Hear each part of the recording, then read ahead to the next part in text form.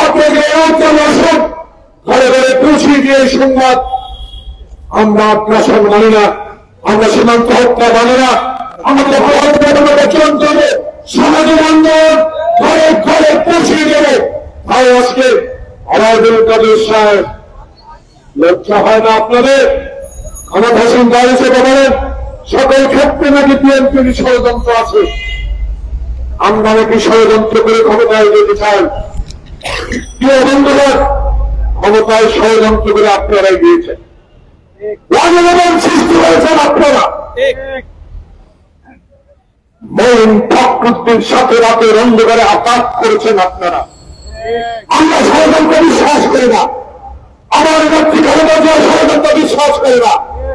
আমার নেতা তারেক রহমান ক্ষমতা যেতে চায় এক মাথা এক ভেবে, ষড়যন্ত্র করে না।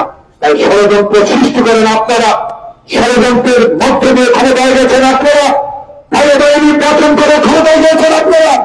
14,854 জন বিনা প্রতিদ্বন্দ্বিতা নির্বাচিত হয়ে সেদিন ক্ষমতা গ্রহণ করে বাংলাদেশের গণতান্ত্রিক কলাকে হত্যা করেছেন। তার ইতিহাস আপনাদের এটা 1 মিনিটের সংসদে গণতন্ত্র হত্যা করেছে, সকল সংবাদপত্র বন্ধ করে দিয়েছে।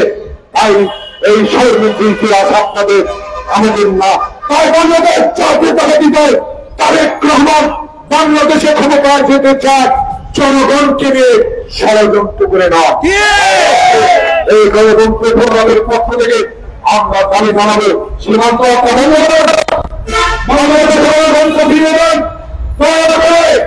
আর অবৈধ সরকারকে সমর্থন না দিয়ে বাংলাদেশের গণতন্ত্র করে সবাইকে ধন্যবাদ।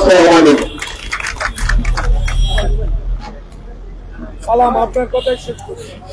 শান্তিনগরে